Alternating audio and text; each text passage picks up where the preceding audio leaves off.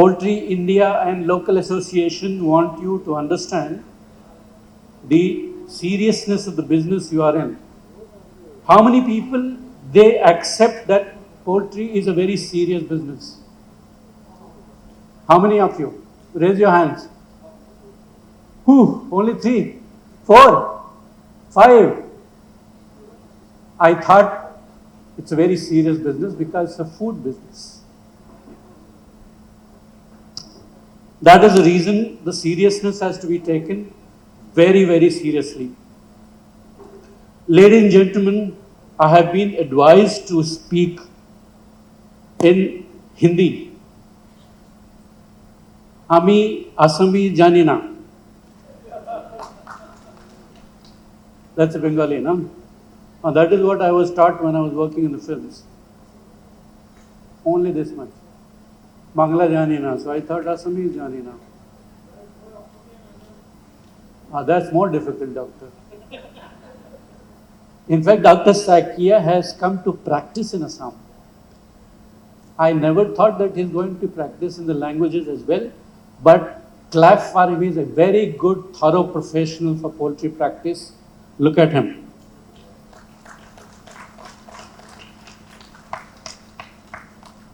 Okay. Ladies and gentlemen, अगर आप लोग फूड बिजनेस में हैं या आना चाहते हैं, नई जनरेशन भी है यहाँ पे, तो ये बेसिक इंफॉर्मेशन मिनिमम आपको मालूम होना चाहिए कि अगर हम एनिमल एग्रीकल्चर से जुड़े हुए हैं डायरेक्टली या इनडायरेक्टली, तो हमको एग्रीकल्चर के बारे में भी जानना चाहिए. अदरवाइज मक्के का प्राइस क्या है आज का? 28 रुपए के ऊपर है जी. इसलिए ये भी जानना जरूरी है कि अगर एग्रीकल्चर का ग्रोथ रेट ये है और बाकी अलाइड इंडस्ट्री एनिमल एग्रीकल्चर का ग्रोथ रेट उससे ज्यादा रहेगा, तो आपको उसके लिए प्रिपेयर होना पड़ेगा. The slide which has been fixed here is the recent trend. When I say recent trend, it is not my data. This is a government data. If anything is wrong, it's a government information. Don't blame me at all. So, let's get to the focus and the time limitations both. If agriculture is growing around 4.18% or close to 4.3%, and which supports 43% of the Indian population, but your poultry sector grows at 8 to 9%, it means you have to understand the nutrition science. जिस आदमी को food business में nutrition समझ में नहीं आएगा, उस आदमी को इस सेक्टर में आने का कोई हक नहीं है. क्यों? क्योंकि 71% चिकन का टोटल कास्ट फीड होता है. तो अगर आप 71% प्रिडिक्ट और प्रोजेक्ट और मैनेज नहीं कर सकते, तो प्रोबेबली आपके लिए डिफिकल्ट प्रोपोजिशन है. पर इसका ये मतलब नहीं है consultants are not there. Consultants are there, they will guide you through, but basic information आपको जानना बहुत जरूरी है मेरे हिसाब से, क्योंकि CAGR compounded annual growth rate 7.38% है, जो लाइव स्टॉक सेक्टर का सबसे ज्यादा सेगमेंट कंटिन्यू करता है. डिस्पाइट आपको दिख रहा होगा, अगर आप नेशनल लैंडस्केप देखेंगे, डेयरी बहुत बड़ी है, दूध कंजम्पशन बहुत ज़्यादा है, फिशरीज बहुत बड़ी है, फिश कंजम्पशन भी ज़्यादा है ईस्टर्न सेक्टर में. बट जब आप ग्रोथ रेट को पैरेलाइज करेंगे, तब आपको लगेगा कि chicken is a fastest growing segment amongst all the animal agriculture. तो इसलिए आपको ज़्यादा होशियार रहने की सख्त जरूरत है. कंट्रीब्यूशन 2,32,000 करोड़ वैल्यू साइज मापा जाता है पोल्ट्री इंडस्ट्री का। इसको आप ब्रेक डाउन करके देख लीजिए, broilers, chickens, breeders, layers, country birds, backyard farms, everything put together, which was in 21-22. So if it has grown further 8% or 7% year after year, and we are sitting in 2024, मतलब 2,50,000 करोड़ की industry है जिसमें आपको food produce करना है। तो अगर ये मिनिमम फिगर्स जो बच्चे नए इस सेक्टर में आना चाहते हैं उनको ये सब थोड़ा सा आइडिया होना चाहिए। जो लोग ऑलरेडी इंडस्ट्रियलिस्ट बन चुके हैं उनको तो और भी ज़्यादा मालूम आइडिया होना चाहिए कि किस इंडस्ट्री में हम, या हमारा प्ले ग्राउंड कितना बड़ा है, या हमारे कंस्ट्रेंट्स कितने बड़े हैं, या हमारी डिफ़िकल्टीज़ कितनी बड़ी हैं। वो जजमेंट लेना इस बिज़नेस में होने से पहले ज़रूरी है। चिकन मीट का ग्रोथ रेट एमंग्स जितने भी पोल्ट्री सेक्टर हैं, चाहे वो एग प्रोडक्शन हो, चाहे वो चिकन मीट का प्रोडक्शन हो, चिकन मीट उससे ज़्यादा है, 8% growth rate, where as egg production is probably lower, which is 6.7%. This is all as per government data on 21-22, which further has grown substantially. 38 billion eggs India produce करता है, but probably अभी 42 billion eggs produce कर रहा है 24 में। तो ये equilibrium है, या ओशन साइज ये है जिसमें आपको काम करना है और सक्सेसफुली प्रोड्यूस करना है और प्रॉफिट भी कमाना है। ऐसा बिजनेस करके कोई फ़ायदा नहीं है जिसमें प्रॉफिट ज़्यादा हो ही नहीं, क्योंकि आपका कैपिटल नुकसानदायक हो सकता है। Deployment per capita poultry availability 0.82 kg है। अभी मेरी इंटरेक्शन हुई थी ब्रेक के टाइम में, और आई थिंक एंटीबायोटिक रेजिस्टेंस का इशू इनॉग्रेशन सेशन में भी उठाया गया था। मैं नहीं जानता कितना सही है कितना गलत है, कितना फॉरेन कंट्री ड्रिवन फिलॉसफी है। मेरे हिसाब से यूरोप आपको पुट डाउन करना चाहता है। मुझे 5-6 सवाल के जवाब आपसे चाहिए। एक, एंटीबायोटिक खरीदने के लिए इंडिया में प्रिस्क्रिप्शन जरूरी है क्या ह्यूमन के लिए? 47% नहीं। आप कोई भी एंटीबायोटिक फ्री मेडिकल स्टोर से खरीद सकते हैं। जितने बॉटल वाटर का कंजम्पशन है वो सब पेस्टिसाइड से ट्रीटेड हैं। जितना क्रॉप कंजम्पशन है सब पेस्टिसाइड से ट्रीटेड है। जितने हॉस्पिटल बॉर्न इन्फेक्शंस हैं अननोन हैं। Per capita consumption 5 kg, 6 kg, 7 kg होगा, डिवाइडेड बाय 365 डेज कर लीजिए। पर डे कंजम्पशन 10 ग्राम भी नहीं होता। आप किस कंट्री को और किस इंडस्ट्री को या किस फार्मिंग कम्युनिटी को आप ट्रबल में डालने की कोशिश कर रहे हैं? साइंटिफिकली बहुत अच्छा लगता है, बट जब मैं फार्मर हूं तो मेरे लिए बहुत डिफिकल्ट है। National action plan on biosecurity non existence. अब बताइए क्या एक्शन प्लान है बायोसिक्योरिटी का?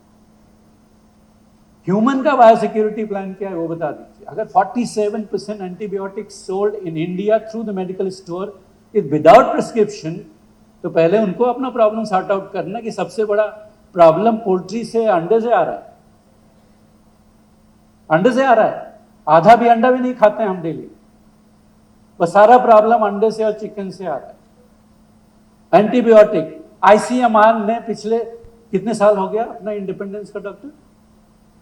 75 ईयर में tell me one person who has died with the antibiotic resistance.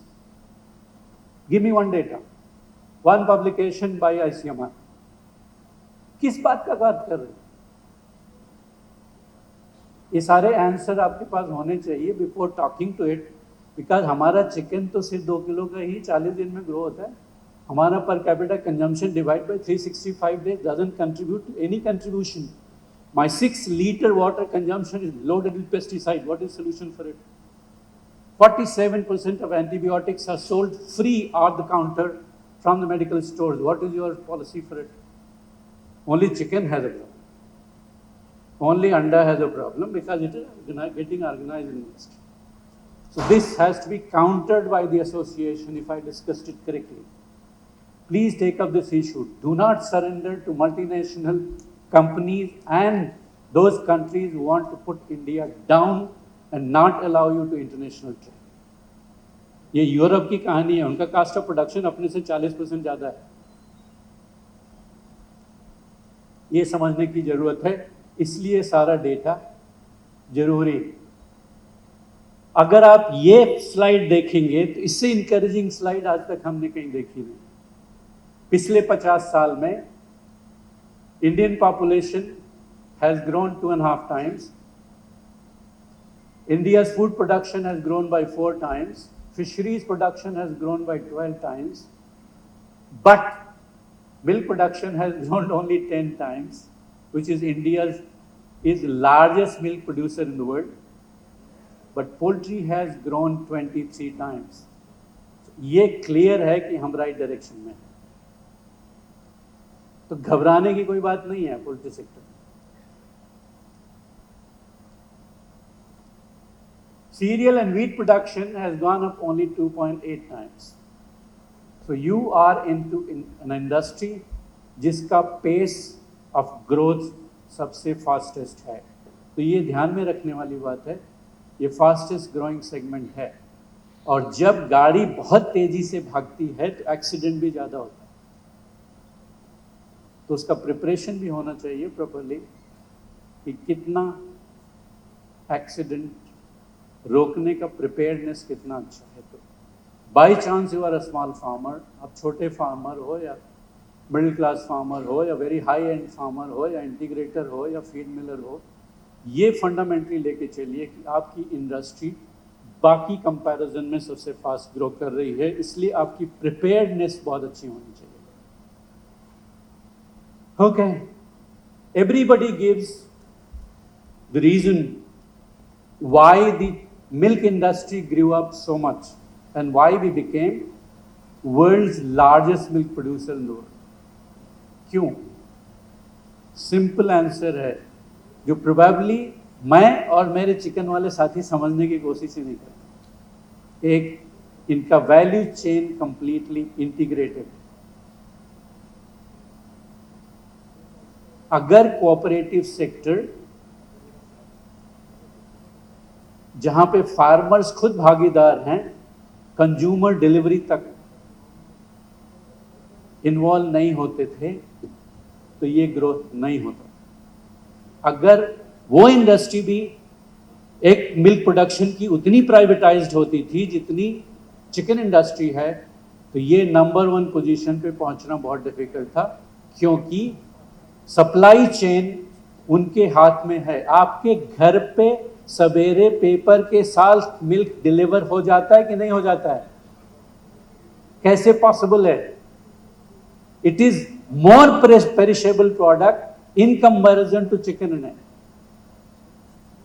इसका मतलब उनकी मास्टरी है सप्लाई चेन पे, जो पोल्ट्री इंडस्ट्री में नहीं. जीरो. आप हमको एक कंपनी का नाम बता दीजिए जिसके पास कंप्लीट सप्लाई चेन है आपके पास चिकन डोर स्टेप पे डिलीवर करने के लिए. Tell me one company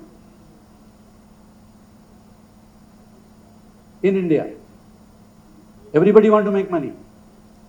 investment की भी कमी नहीं है, बैंकर भी पैसा देने के लिए तैयार है, गवर्नमेंट सिस्टम भी सपोर्ट करने के लिए तैयार है, but delivery system mechanism missing है कंप्लीटली. तो प्रोबेबली ये सोचने की सख्त जरूरत है कि farm production, aggregation, processing, marketing, अगर ये 4 चीज हम नहीं सीखेंगे तो हमारी इंडस्ट्री में ये shocks, volatility, price abrasion and price erosion दिखता रहेगा. रोने की जरूरत नहीं, ये समझ लीजिए कि होता रहेगा. आज से 5 साल पहले अगर आप प्राइसिंग पैटर्न स्टडी करेंगे तो वोलेटिलिटी 2 या 3 होती थी. अब पिछले साल या 2 साल के पीछे का डेटा अगर आप स्टडी करेंगे प्राइस पैटर्न का तो 7 से 8 तरीके के प्राइसिंग वोलेटिलिटी दिखती है. रीज़न बहुत सिंपल है कि हमारे पास ग्रोथ तो है प्रोडक्शन में, but value chain completely missing है, किसी ने इन्वेस्ट नहीं किया जो मिल्क इंडस्ट्री ने किया। तो मिल्क इंडस्ट्री के दो मेजर फायदे हैं। एक, उनका वैल्यू चेन कंप्लीटली स्ट्रक्चर्ड है, फार्मर्स प्रोडक्शन सिस्टम से लेके कंज्यूमर के डोर स्टेप तक उनके डिलीवरी करने की ताकत है। चिकन में नहीं है, अंडे में नहीं। दूसरा सबसे बड़ा इंपॉर्टेंट, हर ग्रैंड मदर अपने चाइल्ड को मिल्क रिकमेंड करती है। हमारे पास कोई रिकमेंडेशन नहीं। किसकी ग्रैंड मदर ने बोला कि आप चिकन जरूर खाना जब तक कोविड नहीं आया? कोविड आने के बाद रिकमेंडेशन शुरू हो गए कि मीट का कंजम्पशन जरूरी है, अंडे का कंजम्पशन जरूरी है, प्रोटीन की अवेलेबिलिटी जरूरी है, हाई क्वालिटी प्रोटीन की जरूरत है। This began only in 2019। तो ये भी समझने की जरूरत है, अगर आप सीरियस फार्मर हैं तो अगर ये ऑब्स्टैकल आप अवॉइड करना चाह रहे हैं तो प्रॉमिस माय वर्ड, आज आपके पास डायरी या नोटबुक है, नोट कर लीजिए। अगर आपने वैल्यू चेन इंडस्ट्री में तैयार नहीं किया, आपकी प्रॉफिटेबिलिटी दिन ब दिन घटती जाएगी और टाइम एक दिन ऐसा आएगा कि दूसरे लोग आके यहाँ पे राज करेंगे, क्योंकि उनका कास्ट ऑफ प्रोडक्शन आपके कास्ट ऑफ प्रोडक्शन से डिफरेंट है। तो जो बड़े लोग हैं, इंडस्ट्री के स्टॉलवर्ड्स हैं या डिसीजन मेकर्स हैं, ओपिनियन मेकर्स हैं, उनको ये सोचना चाहिए कि अगर हम नॉर्थ ईस्ट की बात कर रहे हैं, ये 7 सिस्टर्स स्टेट वाला मॉडल अगर इवॉल्व सोचते हैं गुवाहाटी में बैठ के, तो क्या हम अपना प्रोडक्ट प्रोड्यूस करके हर नॉर्थ ईस्टर्न स्टेट्स में जहाँ जहाँ पे स्ट्रैटेजिक पॉसिबल है हम अपना सप्लाई कर सकते हैं कि नहीं कर सकते? अगर वो वाइबिलिटी नहीं है तो बाहर से लोग आके सप्लाई करेंगे। पॉलिसी आपकी कितनी भी स्ट्रांग है, Ganga and economy flows its own way, कोई रोक नहीं सकता। जो सस्ता देगा, अच्छा देगा, क्वालिटी देगा, उसका प्रोडक्ट बिकेगा। तो अगर आप तैयार हो तो ये बिजनेस बहुत अच्छा बिजनेस है। ओके, सप्लाई चेन सिनर्जी, जिसने भी नहीं मॉडल स्टडी किया है, चाहे वो डेयरी सेक्टर का हो, चाहे किसी और भी सेक्टर का हो, अगर आपने सेलेक्ट नहीं किया है तो ये डिफ़िकल्टी आपके इस सेक्टर में बनी रहेगी और आपको प्रिपेयर करना बहुत ज़रूरी है as a farmer, as integrator, as a feed miller, as a processor, as a part of the whole food production system. Look at this. अगर average spending even in rural villages per family of 3 to 5 members 6,500 रुपए का खर्चा अगर food पे होता है, उसका 40% food पे जाता है और जो कंटिन्यूसली ग्रो करता रहेगा। ये आप देख रहे हैं 99 2004-5, 2009-10, 2011-12, 2020-22. You can see this graph how sharply it is growing. मतलब फूड पे पैसा अवेलेबल है by household. Metro city का ये डेटा है 40%, 39% of total income is spent, average total income is spent on the food in rural area, but in the city it is 60%. 60% money goes on food. तो अगर इतनी fund availability होने के बावजूद आप ये गेम नहीं खेल सकते या ये बिजनेस में सरवाइव नहीं कर सकते, तो अगर आप A320 जेट भी बना लिए तो भी सरवाइव नहीं कर सकते। आप जहाज भी बना के देख लो, आप सरवाइव नहीं कर सकते, क्योंकि India is a consumption economy. India going to be a spending economy. Disposable money बढ़ता जा रहा है, आप देख रहे हैं। तो ये भी समझने की ज़रूरत है कि जिस सेक्टर में हम हैं उस सेक्टर में कंज्यूमर स्पेंडिंग बढ़ती जाएगी। More protein and fat based diet upgrade होता जाएगा कंजम्पशन। और प्रोटीन का बज़वर्ड 2019 से जो शुरू हुआ, इवन द डॉक्टर्स ने बोलना शुरू किया कि प्रोटीन कंजम्पशन कम नहीं होना। Physical fitness is getting more and more important. Consumers are getting more and more psychologically tuned to accept the protein consumption than the fiber and carbohydrate.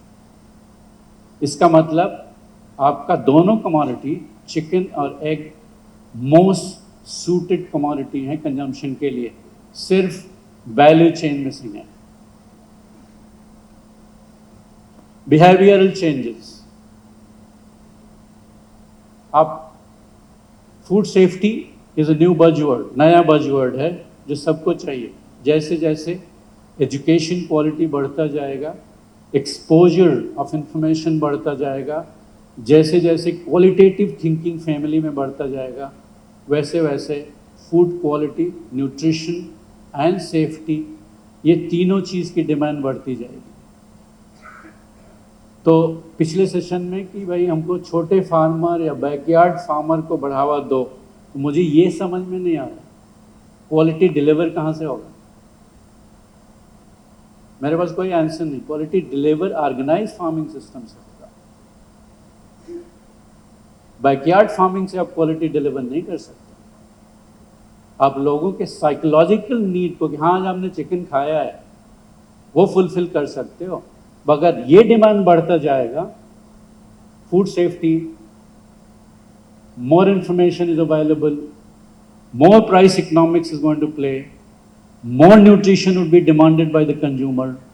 इसका मतलब organise farming में जो लोग हैं उनको और प्लानिंग करके और सच्चे तरीके से डिसाइड करके कि हमारा कंज्यूमर क्या चाहता है उसकी तैयारी करने की सख्त जरूरत है। Coming back to Assam, 79.4% non-vegetarian population है, almost 80%. So you are sitting on a meat consumption bowl.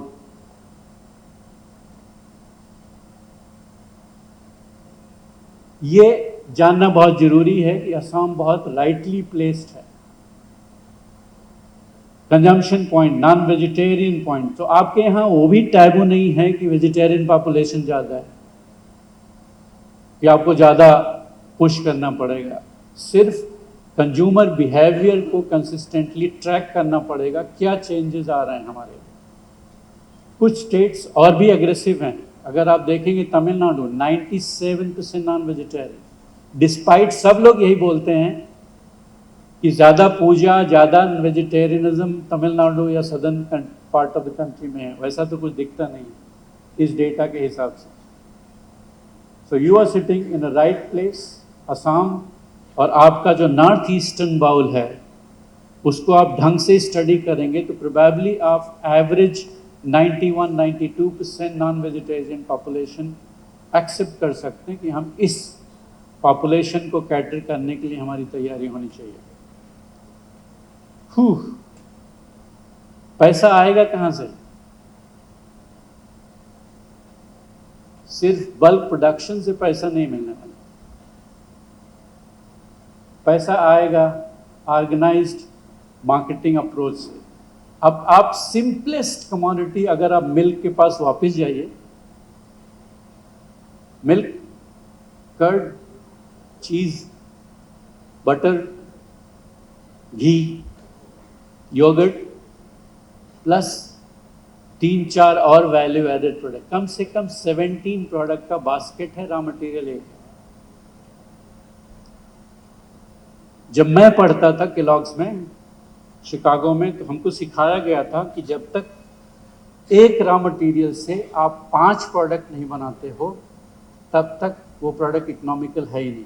This is data in early 96-97, which must have grown further. So if the simplest commodity like milk is producing 17 commodities out of one raw material, how many options you have with the chicken? बताइए, 2, 3, 4, 5। मेरा request है government sector से, अगर असम को आगे बढ़ाना है तो regional food recipe development centre की सख्त जरूरत है। India is country of countries. Her 300 350 kilometre पे रेसिपी बदल जाती है।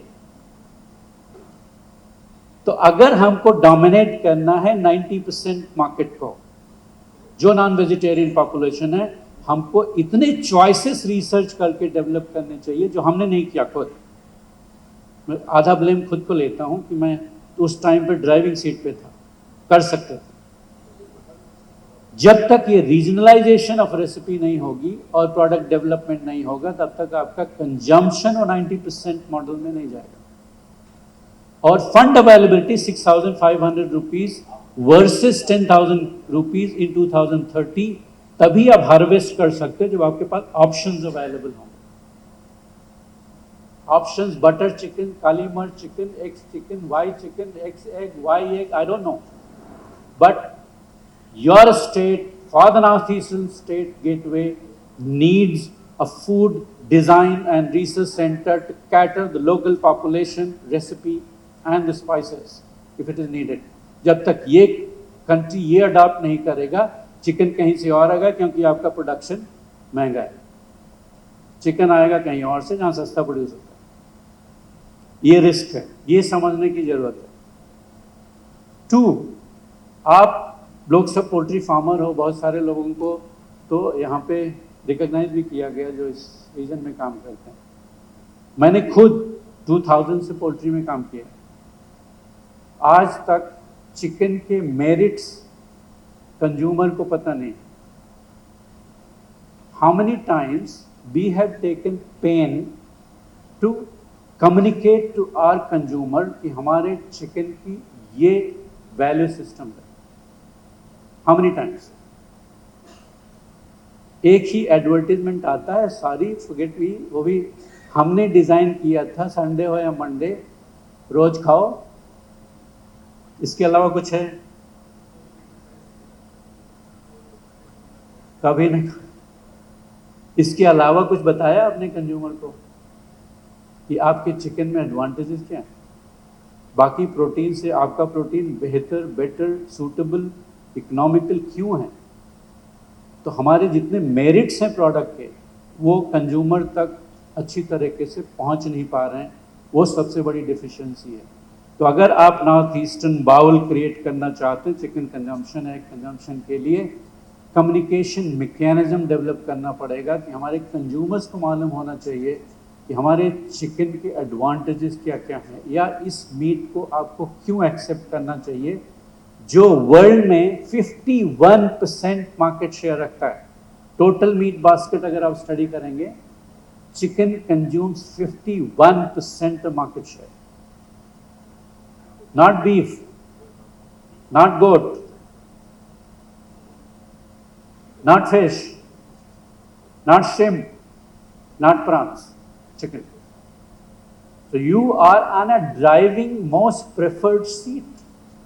सिर्फ हमारी कम्युनिकेशन मैकेनिज्म को सुधारने की सख्त जरूरत है। जो कोविड के टाइम पे जब क्राइसिस आया, इंडिया में लोग मरने लगे, uncountable deaths, when we saw people were dying on the road side, doctor started recommending कि प्लीज अंडे खाइए।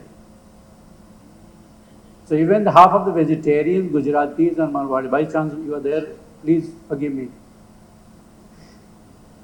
उन्होंने भी 2-2 अंडे खाने लगे। वो भी 2 अंडे खा रहे, क्यों? कोविड से बचना था या प्रोटीन इफिशियंसी बढ़ानी थी। तो कोई ना कोई कम्युनिकेशन या मेरिट कम्युनिकेशन मैकेनिज्म होना चाहिए आपके प्रोडक्ट का, जो कंज्यूमर को होल्ड कर सके। नहीं, ये प्रोडक्ट चॉइसेबल प्रोडक्ट है, इस प्रोडक्ट को सिलेक्ट करना जरूरी है।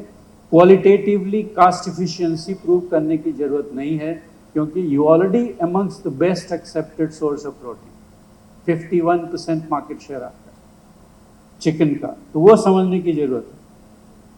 कमिंग बैक टू प्रोडक्टिविटी, क्योंकि ये आपका सबसे हर्टिंग पॉइंट है नॉर्थ ईस्टर्न सेक्टर का, कि आपका cost of production per KG क्या है। It's good to be ambitious, अच्छा है, एम्बिशियस होना भी चाहिए, लेकिन होमवर्क भी उतने स्ट्रांग होने चाहिए। If 70% of your contribution to produce per KG of chicken is feed, it means feed research is yesterday's need, आज का नहीं, कल का। आपको 2 साल पहले कर लेना चाहिए था, अगर आपको ग्रो करना, कास्ट एफिशिएंट प्रोडक्शन करना है। तो एक रिसर्च सेंटर की सख्त जरूरत है फीड रिसर्च के लिए। Processing, value addition, marketing and branding, ये 4 ऐसे पिलर्स हैं जो आपका प्राइस रियलाइजेशन इंप्रूव कर सकते हैं। अदरवाइज आप हमेशा कमोडिटी गेम में रहेंगे, एक। दूसरा, ट्रेडर के कंट्रोल में रहेंगे, he will fix the price for you, क्योंकि आपकी फार्मिंग साइजेज छोटे हैं। जब तक आपका फार्मिंग साइज 7 लाख या 8 लाख इंडियन स्टैंडर्ड के हिसाब से ऊपर नहीं जाता, तब तक आप प्राइस डिक्टेट नहीं कर सकते। आज के डेट ये फार्मूला 2000, 2001, 2002 में 1.5 लाख 2 लाख पे इक्विलिब्रियम था कि हमारे पास 2 लाख चिकन है, हम इस एरिया के प्राइस मेंटेन करेंगे। अब वो फार्मूला एग्जिस्ट नहीं करता। अगर आपकी एवरेज फार्मिंग साइज 5,000, 10,000, 20,000, 25,000 है, this is the only solution. Otherwise आपके प्राइसेस बाकी एरिया के कास्ट ऑफ प्रोडक्शन से या रियलाइजेशन प्राइसेस से चैलेंजिंग रहेंगे। अगर आप खुद अपने घर में, हमको जल्दी खत्म करना राणा साहब, जल्दी खत्म करना, वही बात कर रहे थे। हाँ, तो हम जल्दी खत्म करते हैं। एक, go back to your home, check with your son if he's 20 years and above what product he wants. Check with the youngest child in your house, जो सबसे यंग बच्चा हो उससे जाके पूछेगा उसको क्या चाहिए। बेस्ट पॉसिबल क्लोथ्स चाहिए, बेस्ट पॉसिबल फूड चाहिए, बेस्ट क्वालिटी शूज चाहिए, बेस्ट क्वालिटी बाइक चाहिए, बेस्ट क्वालिटी बाइसिकल चाहिए, तो बेस्ट क्वालिटी चिकन भी चाहिए। अगर आप नहीं दे पाएंगे, he is not your customer. So premiumization और अफोर्डेबिलिटी अगर आपने नहीं सीखा तो आप गलत बिजनेस में। ट्रेड समझने की कोशिश करिए कि हमारे प्रोडक्ट का ट्रेडिंग लाइन क्या क्या है। Direct trade, D2C, online trading has begin, traders trading is already going on, butchers trading is already going on, modern trade, digital, online, e-commerce, सब कुछ आएगा। सबके बारे में मालूम होना चाहिए अगर आप फूड प्रोड्यूसर हैं तो। अगर आप एक भी चीज मिस करेंगे, आपका रियलाइजेशन या प्रॉफिटेबिलिटी दोनों हर्ट करेगी। बीइंग क्विक, ग्रोथ आप देख सकते हैं ऑनलाइन मार्केट का 45 से 49% कैसे बढ़ सकता है। सो बहुत सिग्निफिकेंटली ऑनलाइन मार्केट ग्रो करेगा, क्योंकि आपके घर में एजुकेटेड पॉपुलेशन बिल्डअप हो रही है। उनको best quality, best convenience, best affordability, most qualitative product चाहिए। अगर आप ये प्रोडक्ट प्रोड्यूस कर सकते हैं तो दे सकते हैं। Coming back to the farming area, automization, digitization, artificial intelligence, intervention, ये सब डोर स्टेप पे, दरवाजा खटखटा रहा है आपका। आप दरवाजा खोलने के लिए तैयार नहीं है अभी भी फार्मिंग इंडस्ट्री में। क्यों? क्योंकि अपने यहाँ denominator of success of farming is FCR, mortality rate. क्या ये सच में करेक्ट डिनोमिनेशन है आपकी प्रॉफिटेबिलिटी का? आप खुद अपने इकोनॉमिक्स से कैलकुलेट करके देखिए, मेरे हिसाब से नहीं। Last 2 years, 3 years started talking about day gain. Day gain की बात कर रहे हैं कि नहीं कर रहे हैं? तो जब आपका जेनेटिक इंप्रूवमेंट हाईएस्ट पीक पे है, तो क्या FCR करेक्ट आंसर है या मोर्टेलिटी करेक्ट आंसर है? I don't think so. So all this information, future innovations, meat consumption, sustainability, would be sooner. अभी तक सिर्फ एंटी माइक्रोबियल रेजिस्टेंस की बात होगी। Last week I address the European Parliament in Brussels.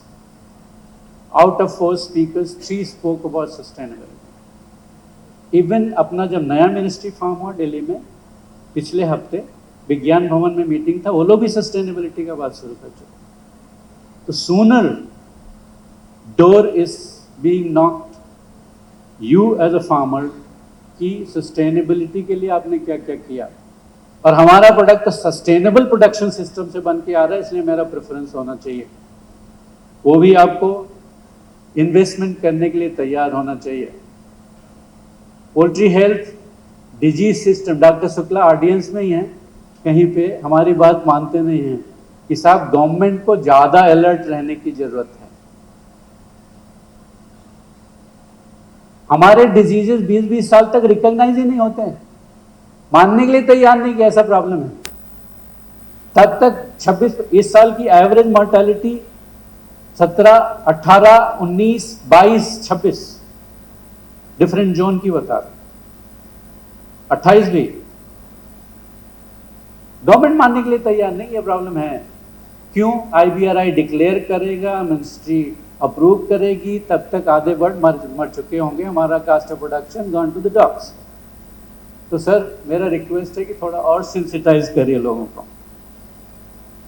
So health disease regulations जो आपके door खटखटाने वाले हैं वो ये हैं। पोल्यूशन कंट्रोल आपको मालूम है, केजेस का केस ऑलरेडी चल रहा है सुप्रीम कोर्ट या हाई कोर्ट में, रोज कम्युनिकेशन चल रहा है।